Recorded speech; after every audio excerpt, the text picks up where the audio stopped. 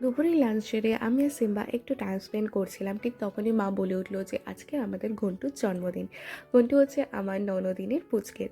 বেচারার এক্সাম চলছে বলে সেইভাবে বার্থডে সেলিব্রেশন হবে না, তাই তার দিদুন যাবে পায়েসার গিফট নিয়ে। আলাম দাঁড়াও, একটা কেক বানিয়ে দিচ্ছি। যেহেতু আমাদের মঙ্গলবার ছিল, তাই সেই অনুযায়ী আমরা নিরামিষ একটা কেক বানাবো ভাবলাম।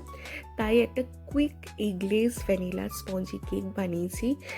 অনেস্টলি স্পিকিং, গ্যাস ওভেনে যে এত ভালো স্পঞ্জি কেক হবে আমি সত্যিই বুঝতে পারিনি। এটা টু গুড হয়েছিল, টেস্টও ভীষণ ভালো হয়েছিল আর ভীষণ সফট হয়েছিল, তাই ভাবলাম তোমাদের সাথে শেয়ার করা যাক। তো প্রথমে আমি হাফ কাপ বাটার নিয়েছি সল্টেড, তোমরা চাইলে আনসল্টেডও নিতে পারো। 3/4 কাপ সুগার, মানে 150 গ্রাম মতন সুগার, আর 1/4 কাপ কার্ড। এই তিনটে জিনিস ভালো করে আমি একটু ব্লেন্ডারে ব্লেন্ড করে নিয়েছি যাতে একটা স্মুথ লিকুইড আমি পেয়ে যাই। তারপর তার মধ্যে 1 table spoon of vanilla essence দিলাম, তোমরা চাইলে আরেকটুও দিতে পারো যেহেতু ভ্যানিলাটাই এটার ফ্লেভার।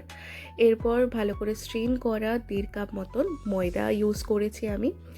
ময়দাটাকে ভালো করে মিক্স করে নিচ্ছি, দেখবে যাতে কোনোভাবে কোনো লাফ না থাকে।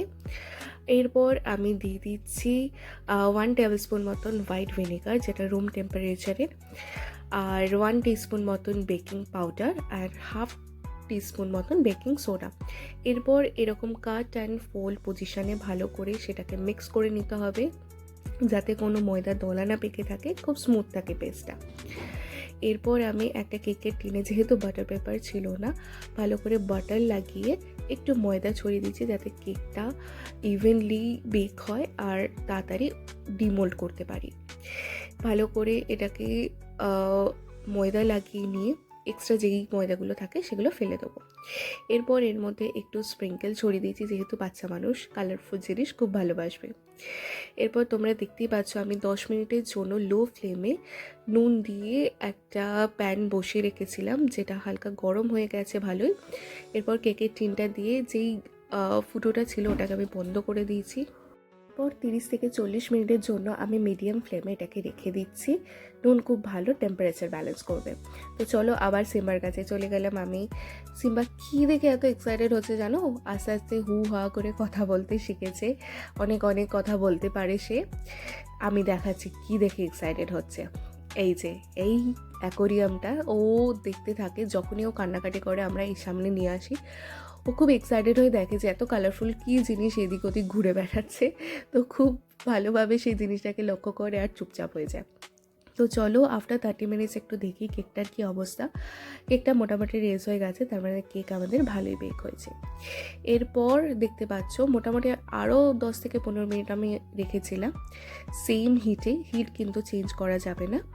এরপর একটা নাইফ দিয়ে বা একটা কোনো কাঠি দিয়ে একটু দেখে নিতে হবে যে প্রপারলি ওটা ক্লিন হচ্ছে কিনা, তারপরে আমাদের কেক রেডি। তো তোমরা দেখতে পাচ্ছ কতটা স্পঞ্জি হয়েছে। এরপর এর ওপর থেকে হালকা গরম থাকা অবস্থায় আমি একটু মিল্কমেড ছড়িয়ে দিচ্ছি। মিল্কমেডটা যখন একটু কেকটা অ্যাবজর্ব করে নেবে খুব ভালো লাগবে আরও টেস্টটা। এরপর নানা রকম কালারফুল স্প্রিঙ্কলস আমি এর ওপর ছড়িয়ে দিয়েছি, কারণ বাচ্চা মানুষ অ্যাজ আই অলরেডি সেড খুব খুব খুব ভালো লাগবে তার। আর এই হলো আমাদের এগলেস ভ্যানিলা কেক রেডি। ভীষণ স্পঞ্জি, ভীষণ টেস্টি। আমি যেই রেশিও দিলাম সেই রেশিওতে তোমরা একবার ট্রাই করে দেখতে পারো, আর অবশ্যই কমেন্টে জানিও তোমরা যদি ট্রাই করো তো তোমাদের কেমন লেগেছে কেকটা। আজ এই অবধি এই ভ্লগটা শেয়ার করে আমার ভীষণ ভালো লাগলো। আবার আসবো অন্য কোনো ভ্লগ, অন্য কোনো মেমোরি নিয়ে।